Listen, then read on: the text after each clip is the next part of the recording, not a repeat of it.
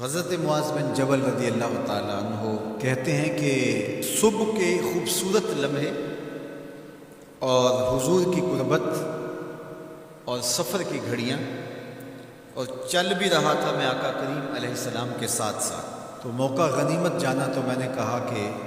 اے اللہ کے پیارے رسول صلی اللہ علیہ وآلہ وسلم، مجھے آپ کی قربت میسر آئی ہے تو اس موقع سے میں فائدہ حاصل کرتے ہوئے آپ سے سوال پوچھنا چاہتا ہوں، اور وہ یہ کہ مجھے کسی ایسے عمل کے بارے بتا دیجئے جو عمل مجھے جنت میں داخل کر دے اور جہنم سے دور کر دے۔ تو حضور علیہ السلام نے اس سوال پر ان کی تحسین فرمایا تو نے بہت بڑا سوال کیا ہے، اس کا جو جواب ہے کہ جنت نصیب ہو اور مجھے جہنم سے نجات ملے، تو یہ اتنا آسان کام نہیں ہے، یہ بڑا مشکل کام ہے، لیکن جس پر اللہ آسان کر دے اس کے لیے مشکل نہیں ہے۔ یعنی جنت آسانی سے نہیں ملتی، جہنم سے بچنا بھی اتنا آسان نہیں ہے، بہت سارے گناہوں سے بچنا پڑتا ہے، لیکن اللہ جس کے لیے آسان کر دے اس کو نیکی کی توفیق دے دیتا ہے اور برائی سے اس کو بچا لیتا ہے۔ اگر تو چاہے کہ جنت میں جائے اور جہنم سے نجات ملے تو تمہیں اللہ پر ایمان بھی لانا پڑے گا، اور ایسا ایمان جس میں شرک کی آمیزش تک نہ ہو، اسی کی عبادت تیری زندگی کا مقصود ہو، اور نماز بھی ادا کرنا ہوگی، زکوٰۃ بھی دینا ہوگی، روزے بھی رکھنے پڑیں گے، اور تجھے حج بھی کرنا پڑے گا۔ جنت میں داخلے کے لیے یہ شرائط ہے کہ تم یہ کام کرو گے۔ پھر ارشاد فرمایا میں تمہیں بھلائی کے دروازے ہی نہ بتا دوں۔ ارشاد فرمایا الصوم جنہ، روزہ ڈھال ہے۔ ڈھال آپ سمجھتے ہیں، اگر آپ لوگوں نے ڈھال نہیں دیکھی ہوئی تو آج کے زمانے کے اندر تو سب لوگوں نے جو ہے وہ ڈھال دیکھ لی ہے، چونکہ اس وقت ترکی نے اس طرح سے اپنے کلچر کو اور اپنی تہذیب کو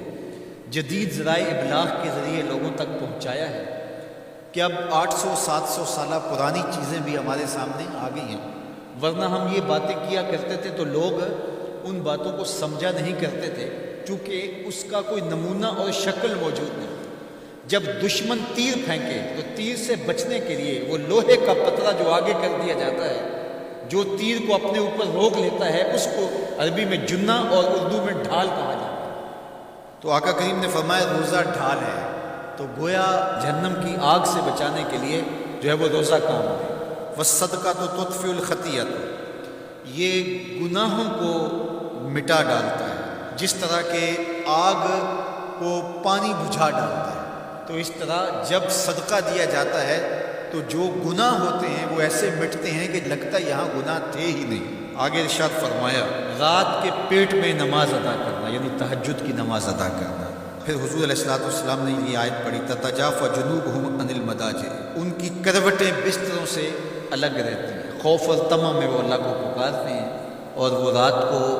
جاگتے ہیں، ان کی کروٹیں بستروں سے الگ رہتی ہیں۔ حتی بلغ یعملون، یہ آیت پڑھتے ہوئے آخر تک حضور نے تلاوت فرمائی، تو فرمایا جس طرح صدقہ آگ کو بجھا دیتا ہے،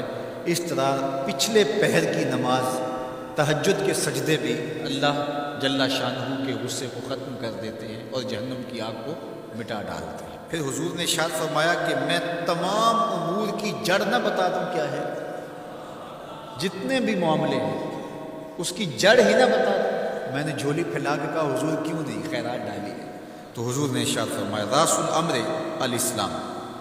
سارے امور کی جڑ اور بنیاد سر اسلام ہے۔ اگر اسلام ہے تو عمل قابل قبول ہے، اور اگر اسلام ہی نہیں ہے تو پھر جتنے مرضی نیک عمل کرتے رہیں،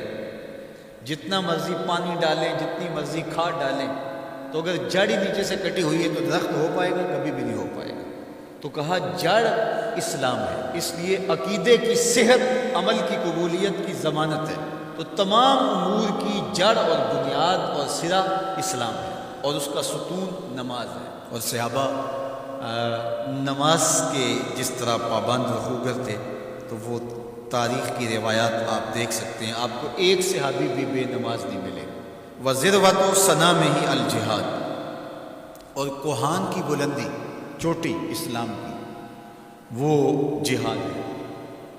جہاد سے اسلام کو سر بلند کیا جا سکتا ہے۔ اسلام کا چھٹا رکن ہے جہاد، اور ہمیں جہاد کی ترغیب بھی دی گئی، اور قیامت تک یہ جہاد جاری بھی رہے گا اور کبھی بھی ختم ہونے کا نہیں ہے۔ ہاں اس کے اصول و ضوابط ہمیں دیے گئے،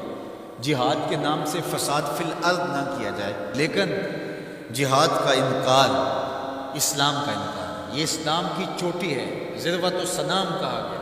یہ کوہان کی بلندی ہے۔ تو حضور علیہ السلام نے آخر میں فرمایا